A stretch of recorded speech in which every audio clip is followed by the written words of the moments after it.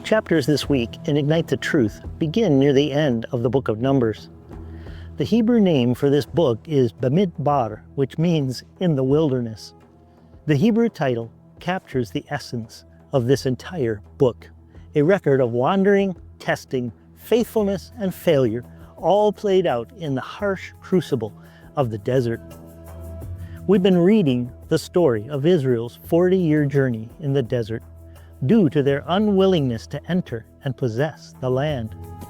An entire generation died in the wilderness because of unbelief. The spies had brought back an evil report. The people had chosen fear over faith, and God declared that none of that generation, except Joshua and Caleb, would set foot in the promised land. 40 years of wandering for 40 days of faithlessness. Now a new generation is poised at the border, ready to go in and conquer. These are the children and grandchildren of those who died in the wilderness. They've grown up hearing the stories of their parents' rebellion and its consequences. They've learned, we hope, from the previous generation's mistakes. Indeed, last week's chapters ended with God's command to go in and take possession of all the land of Canaan. This week begins with very specific descriptions of the borders of the promised land. God is meticulous in his instructions. He doesn't speak in vague generalities, but provides precise boundaries, detailed directions, clear commands. Nothing is left to speculation or interpretation. We chose to film from this picturesque viewpoint, overlooking part of the southern boundary. The southern border is described in Numbers 34, verses 3 through 5. It extends from the southern end of the Dead Sea westward all the way to the Brook of Egypt, a dry riverbed that formed the traditional boundary between Canaan and Egypt. This is in northeastern Sinai today. God promised the entire land of Canaan to the descendants of Abraham, Isaac, and Jacob, the Jewish people. He reiterated this promise to each of the patriarchs over and over again in the Torah. This wasn't casual suggestion or a temporary arrangement.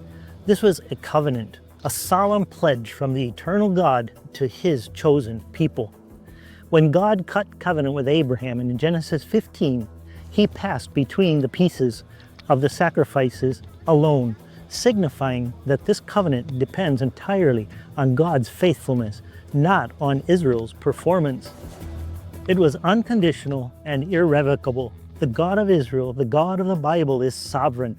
He alone has the authority to say who will possess the land. No United Nations resolution, no international treaty, no political compromise can override the decree of the Almighty. He's the Creator. He owns the earth and everything in it. Psalm 24:1 declares, "The earth is the Lord's, and all its fullness, the world and those who dwell therein." He has the absolute right to grant land to whomever he chooses. God doesn't change, and his word is final. Malachi 3:6, God testifies, "For I, the Lord, do not change. Therefore you, O children of Jacob, are not consumed." In James 1:7 we read that every good thing given and every perfect gift is from above, coming down from the Father of lights, with whom there is no variation or shifting shadow. And again in Numbers 23:19 we read, "God is not a man that he should lie, or the son of man that he should repent. Has he said and will not do it? Or has he spoken and he will not make good on it?" These verses aren't just theological abstractions. They're the foundation of Israel's claim to the land. God's immutability means his promises stand forever. God promised the land of Canaan to the Jewish people in perpetuity. And perpetuity means forever, not for a season until the circumstances change, not contingent on world opinion or political winds, forever. This promise wasn't canceled by the Roman exile in 70 AD. It wasn't nullified by the centuries of dispersion. It wasn't transferred to another people through replacement theology. Regardless of what the world may say, all of Israel, dare I say from the river to the sea, belongs to the Jewish people by divine mandate. I know that phrase has been co-opted and weaponized in recent years, but let's reclaim its biblical truth. From the Jordan River to the Mediterranean Sea, this land belongs to Israel by God's decree. But let's be clear.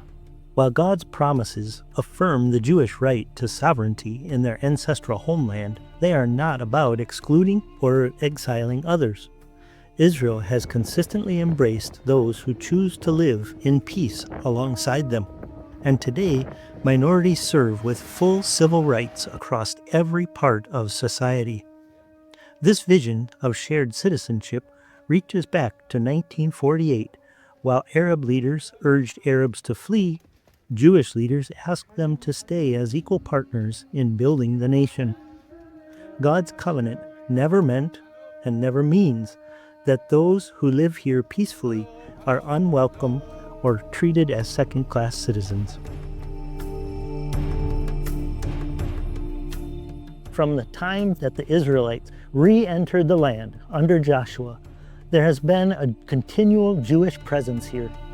Through exile and persecution, through Roman occupation and Ottoman rule, through Crusader kingdoms and British mandates, through every attempt to erase them from this land, the Jewish people have maintained an unbroken connection to their God-given inheritance. Even during the darkest periods when Jewish numbers dwindled to a remnant, they never fully abandoned this land. They prayed facing Jerusalem. They ended their Passover Seders with next year in Jerusalem.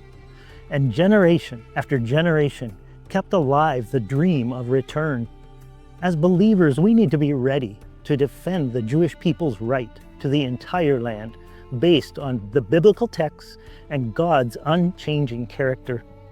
This isn't about politics, it's about theology. It's about understanding that when we stand with Israel, we stand with God's covenant purposes in the earth. If this teaching blessed you, help us pass the blessing on. Ignite the Truth is brought to life through the generous support of Christians around the world. Partner with us, share it widely, and get ready. Another teaching from Israel is coming your way next week.